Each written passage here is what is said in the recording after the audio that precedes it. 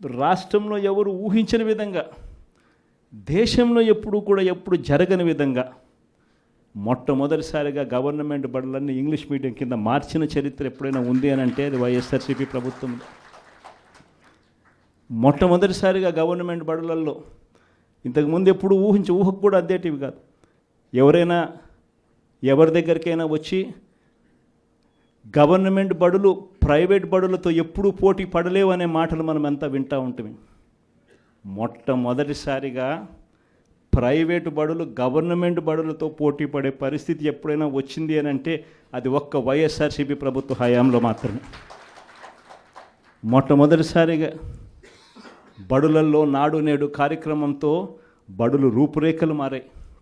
మొట్టమొదటిసారిగా 6వ తరగతి నుంచి ప్రతి క్లాస్ రూమ్లోనూ ఇంటరాక్టివ్ ఫ్లాట్ ప్యానల్స్తో డిజిటల్ బోధన ఎప్పుడైనా మొదలైంది అంటే అది వైఎస్ఆర్సీపీ హయాంలోనే మొదలైంది. మొట్టమొదటిసారిగా 3వ తరగతి పిల్లలకు టోఫుల్ ఒక పీరియడ్గా చేర్చి ఇంగ్లీష్లో వాళ్ళందరినీ కూడా ప్రావీణ్యత పెంచే విధంగా అడుగులు పడ్డాయి అని అంటే అది వైఎస్ఆర్సీపీ ప్రభుత్వ హయాంలో. మొట్టమొదటిసారిగా గవర్నమెంట్ బడులన్నీ ఇంగ్లీష్ మీడియం చేయడమే కాకుండా సిబిఎస్ఈతోనే ఆపకుండా సిబిఎస్ఈ దాకా కూడా ప్రయాణం జరిగింది మన హయాంలోనే. సిబిఎస్ఈ నుంచి ఏకంగా ఐబీ దాకా ప్రయాణం జరిగేది కూడా మన హయాంలోనే జరిగేట్టుగా చర్యలు తీసుకున్నాం. మొట్టమొదటిసారిగా 8వ తరగతికి పిల్లాడు వచ్చేసరికి పిల్లాడి చేతిలో ట్యాబులు. మొట్టమొదటిసారిగా గవర్నమెంట్ బడులలో పోయే పిల్లలకు రోజుకొక మెనూతో గోరుముద్ద. ఇవన్నీ మనం అడుగులు వేసినప్పుడు ఈ పిల్లాడు ఈ 10th క్లాస్కి వచ్చేసరికి అనర్గళంగా ఇంగ్లీష్లో మాట్లాడే పరిస్థితి. అది విజన్ అంటే. హైయర్ ఎడ్యుకేషన్లో ఎప్పుడు చూడని విధానం, ఊహకు కూడా ఎవరికి అందల.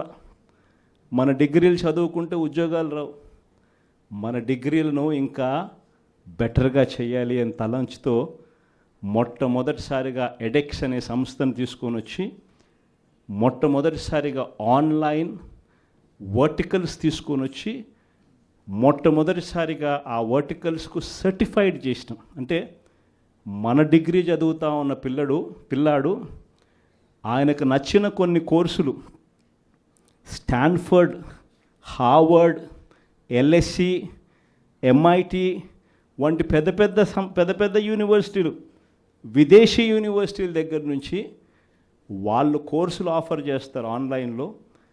మన పిల్లలు ఆ కోర్సులు ఇక్కడ తీసుకొని ఆ ఎగ్జామ్ రాస్తాడు. రాసిన ఆ ఎగ్జామ్కు ఆ యూనివర్సిటీ సర్టిఫికెట్ ఇస్తుంది. ఆ సర్టిఫికెట్ మన కరికులంలో భాగమవుతుంది. మన డిగ్రీ తీసుకున్న పిల్లోడు బయటకు వచ్చేసరికి ఆ పిల్లానికి 4-5 రకాల కోర్సుల్లో ఒక ఆక్స్ఫర్డ్ సర్టిఫికెట్, ఒక ఎల్ఎస్సి సర్టిఫికెట్, ఒక ఎంఐటి సర్టిఫికెట్, ఒక స్టాన్ఫర్డ్ సర్టిఫికెట్తో పాటు తన డిగ్రీ తన చేతికి వస్తుంది. అంటే రిస్క్ మేనేజ్మెంట్ కోర్సు ఎల్ఎస్సి ఇస్తుంది సర్టిఫికెట్, డేటా అనలిటిక్స్ కోర్సు ఒక స్టాన్ఫర్డ్ ఇస్తుంది సర్టిఫికెట్, అసెట్ మేనేజ్మెంట్ కోర్సు ఒక ఎల్బిఎస్ ఇస్తుంది సర్టిఫికెట్.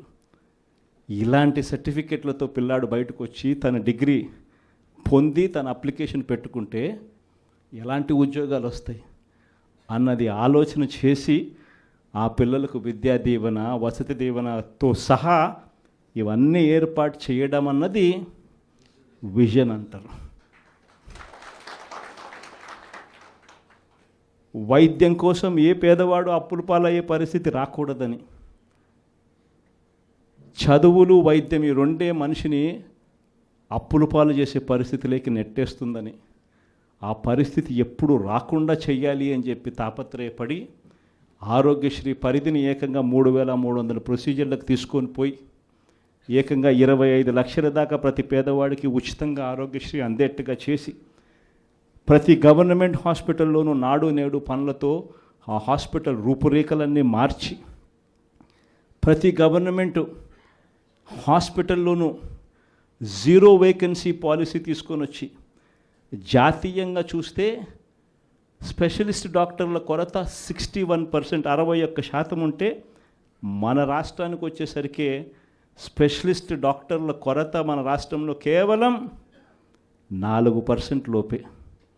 0 వేకెన్సీ పాలసీ తీసుకొని వచ్చి ప్రతి హాస్పిటల్లోనూ డాక్టర్లు ఉండేట్టుగా చేసి, ప్రతి హాస్పిటల్లోనూ WHO GMP ప్రమాణాలు కలిగిన మందులు మాత్రమే అవైలబుల్గా ఉండేట్టుగా చేసి, గ్రామ స్థాయిలోకి విలేజ్ క్లినిక్లు తీసుకొని పోయి, గ్రామ స్థాయిలోనే ఫ్యామిలీ డాక్టర్లను తీసుకొని వచ్చి, గ్రామ స్థాయిలోనే ప్రతి 6 నెలలకు ఒకసారి ఆరోగ్య సురక్ష కార్యక్రమం చేసి, ప్రివెంటివ్ కేర్ అంటే క్యూరేటివ్ కేర్ అంటే క్యూరేటివ్ కేర్ అంటే రోగం వచ్చిన తర్వాత వైద్యం.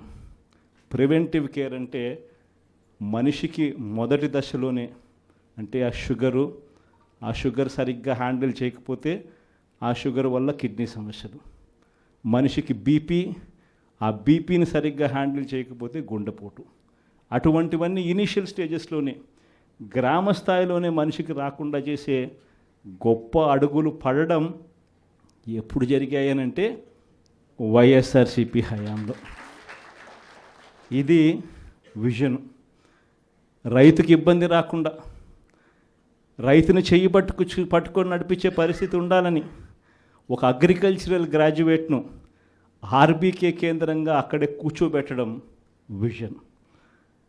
ప్రతి ఎకరాను ఈ క్రాప్ చేయడం విజన్. ప్రతి ఎకరా ఈ క్రాప్ చేయడమే కాకుండా ప్రతి ఎకరాకు రైతుకు తోడుగా ఉంటూ ఆ రైతు ఇన్సూరెన్స్ చేసుకోకపోయినా ఆటోమేటిక్గా రైతుకు విపత్తు వచ్చినప్పుడు ఇన్సూరెన్స్ అనేది ఆటోమేటిక్గా రైతుకు వచ్చేట్టుగా ఉచిత పంటల బీమా తీసుకొని రావడం ఒక విజన్.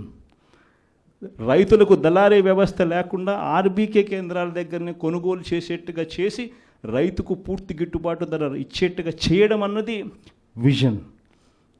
ఈ రకంగా మార్పులు జరిగింది వ్యవసాయ రంగంలో ఎప్పుడు అనంటే అది కూడా వైఎస్ఆర్సీపీ హయాంలోనే. విజన్ అంటే ఇంకోటి తెలుసా, ఇంకొక విజన్ గురించి కూడా చెప్పాలి. మన ప్రభుత్వం రాకమునుపు ఎవరైనా కూడా అనుకున్నారా ₹1 ప్రభుత్వం వస్తే ఆ రూపాయి నేరుగా ప్రజల దగ్గరికి వెళ్ళే పరిస్థితి ఎప్పుడైనా ఉంటుందని చెప్పి ఎవరైనా అనుకున్నారా? అలాంటి విజన్ తీసుకొచ్చింది మనం. గ్రామ స్వరాజ్యానికి అర్థం చెబుతూ ప్రతి గ్రామంలోనూ ఓ సచివాలయ వ్యవస్థ, 540 రకాల సేవలు ప్రతి గ్రామంలోనూ అందుబాటులోకి తీసుకొని రావడం, ప్రతి 60-70 ఇళ్ళకు ఒక వాలంటీర్ వ్యవస్థ, ప్రతి పథకము కూడా కులం చూడకుండా, మతం చూడకుండా, రాజకీయాలు చూడకుండా, లంచాలు లేకుండా ప్రతి ఇంటికి చేర్చగలిగిన పరిస్థితి ఎప్పుడైనా వచ్చింది అని అంటే అది ఒక్క వైఎస్ఆర్సీపీ హయాంలో. ఇది విజన్. ఇలాంటి విజన్ అంటారు. కానీ మేనిఫెస్టోని ఎలా ఎగరగొట్టాలి, ఎగరగొట్టిన నేపథ్యంలో మళ్ళీ టాపిక్ డైవర్ట్ చేసేందుకు చూపించాల్సిన డ్రామాలో భాగంగా 2047 నేను ఉంటానో ఉండనో, నా వయసు ఎంత ఉంటుందో ఉండదో చెప్పేద్దాం, పోయేది ఏముంది, రంగురంగుల భవనాలతో రంగురంగుల కథలు చెప్పేద్దాము, ప్రజలు ఎట్టా మోసపోతారు, మోసం చేసేద్దాం అనుకునేదాన్ని విజన్ అనరు, 420 అంటారు. ఏప్రిల్ మాసంలో 66,34,742 మంది పెన్షన్లుంటే చంద్రబాబు నాయుడు వచ్చి 6 నెలలు అయిపోయింది. ఈ 6 నెలల కాలంలో డిసెంబర్లో మొన్న పంపిణీ చేసిన పెన్షన్ ఎంత తెలుసా? 63,20,222. అంటే 3,14,460 పెన్షన్లు కట్టు. చంద్రబాబు నాయుడు వచ్చిన 6 నెలల కాలంలో కొత్త పెన్షన్లు ఒక్కరికి ఇవ్వకపోగా ఉన్న పెన్షన్లు 3,14,000 కట్టు కావడమే కాకుండా ఏమన్నాడు మొన్న ఏదో సర్వే అంట, ప్రతి జిల్లాకు ఒక సచివాలయం అని చెప్పి సర్వే చేయించినాడు. 10,000 మందిని సర్వే అంట చేయించినాడు. అందులో ఆయనంతకు ఆయన చెప్పినాడు 534 మంది ఫ్రాడ్ అని. అంటే రెడీ, మళ్ళీ 5% కట్టు, అంటే మళ్ళీ 2 నెలల్లో మళ్ళీ 3-4 లక్షలు కట్ చేయడానికి మళ్ళీ సిద్ధం. చంద్రబాబు నాయుడు హయాంలో 8 నెలలు 7 నెలలు తిరక్క మునిపే ఇప్పటికే 3 లక్షలు పోయినాయి. ఇంకా 3 నెలలు తిరక్కసరికే మళ్ళీ 4 లక్షలు తీసేయడానికి మళ్ళీ రంగం సిద్ధం. పెన్షన్ల పరిస్థితి ఇది. ఇలాంటి పరిస్థితుల మధ్య పోరుబాటకు మనమంతా కూడా సన్నద్ధమయ్యే కార్యక్రమంలో భాగంగా మిమ్మల్ని అందరినీ కూడా పిలవడం జరిగింది. మిమ్మల్ని అందరికీ మీ అందరికీ కూడా ఈ కొన్ని విషయాలన్నీ కూడా మీ అందరితో కూడా పాలు పంచుకోవడం జరిగింది. మీ అందరినీ కూడా ఈ పోరుబాటలో వైఎస్ఆర్సిపి జెండాను రెపరెపలాడిస్తూ వైఎస్ఆర్సిపి అనే పార్టీ ప్రజలకు తోడుగా ఉండే పార్టీ అనే నినాదం ప్రతి గ్రామంలోనూ కూడా చిరస్థాయిగా మిగిలిపోయే విధంగా యుద్ధం చేయాలి అని, పోరాటం చేయమని అభ్యర్థించడానికి మిమ్మల్ని అందరినీ కూడా మనస్ఫూర్తిగా చేతులు జోడించి కోరుతాను.